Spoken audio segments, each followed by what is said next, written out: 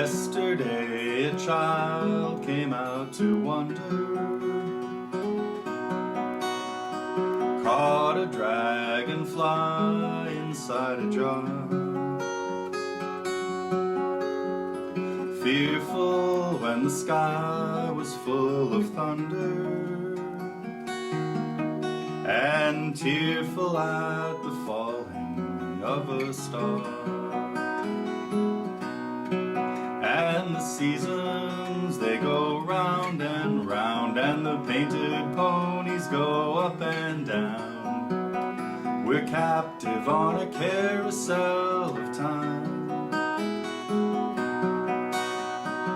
We can't return, we can only look behind from where we came, and go round and round and round in the circle game.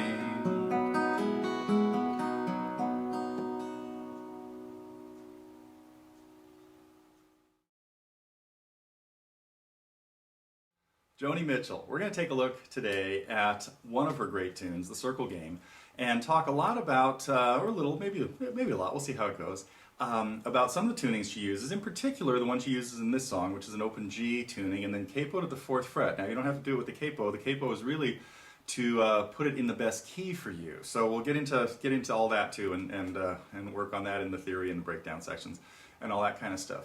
But Circle Game first appeared on the album Ladies of the Canyon, and along with some great other tunes, Big Yellow Taxi, Woodstock. I think there were some just fabulous songs on Ladies of the Canyon, so you should definitely pick that up. And it's interesting because it was written, she of course grew up in Canada and became acquainted with Neil Young, who also of course grew up in Canada, and I believe they met in Manitoba, somewhere at a university, at a show probably, I'm sure. And anyway, he wrote a song called Sugar Mountain that I'm sure everybody knows, and Sugar Mountain was kind of about the rites of passage of the downside of growing up, I guess. A little bit of a Peter Pan kind of story of turning 20 and not being able to hang out at some of the popular hangouts that he had been able to.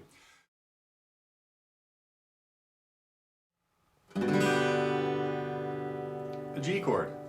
This is a standard tuning, the way you would play a G chord in standard tuning. I've got my guitar in standard tuning and I'm playing a G chord.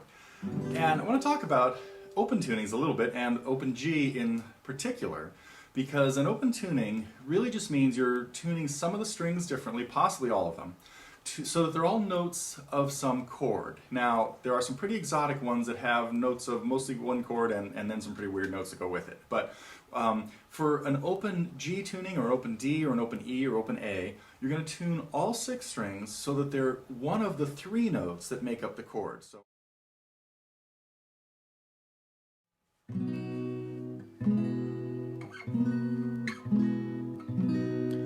when an open G tuning, most of the chord shapes are very simple. And so a couple important things. When you play a G chord, you're just going to play all the strings open except the root of it is on the 5th string, so we're only going to hit 5 strings, not hitting the 6th string.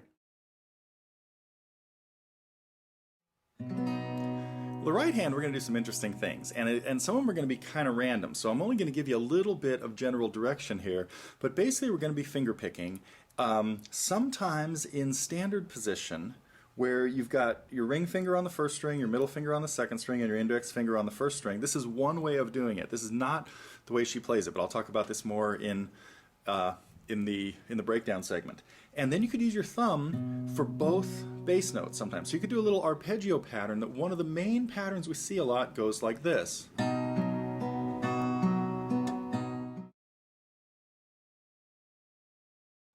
Well, let's get started with just the chords. We'll talk about the right hand, the picking, and putting it all together a little bit later. But as we break this down, the first thing I'd like you to be able to do is get through the chord progression just the way it is on the chart. Now the chart, again, is the one that has the chords up at the top and the lyrics down at the bottom. So that's what I'm looking at. And it's broken down into measures. The first measure is just a full measure of G. So what we're just going to do is try strumming it, da, da, da, quarter notes and 1/8 notes. Basically down, down, up, down, up, down, up.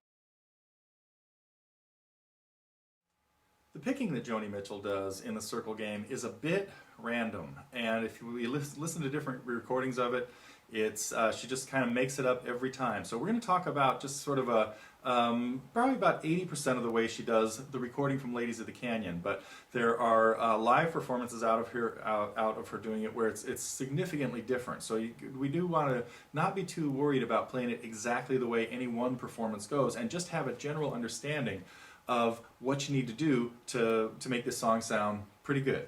So as I mentioned in the right-hand close-up, we're going to be doing mostly arpeggios with either with your thumb playing bass notes in the measure. Normally there are either 2 or 3 bass notes in the measure. In the first measures of the introduction, the first 3 measures of the intro, it's a straight 4/8 note pattern that your thumb only plays bass notes on beats 1 and 3.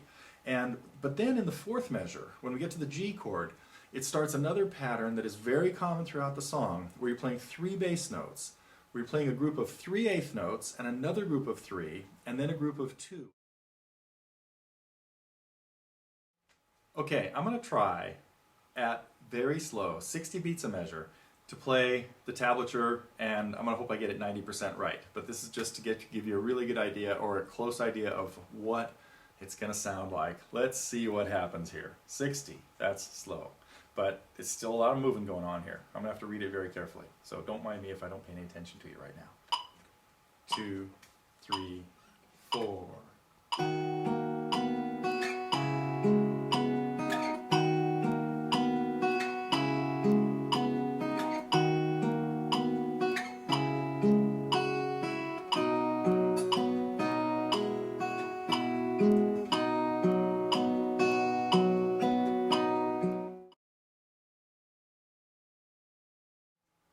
Okay, I'm going to do a sing-along with this. We'll see what happens. No promises. But just so you can get a rough idea of where the words go. Now, I'm going to do it with the metronome set at 108. She did it a little faster, 118, 119, 120, somewhere up in there. But, and I'm also not going to worry about doing the picking the way it is in the tablature. I'm just going to make up something as I go. I don't even know what I'm going to do, but we'll see. So this is totally winging it. I hope I can find where the words go in there. I'm not going to sing the chorus all the time, so it's not going to be a complete performance or anything.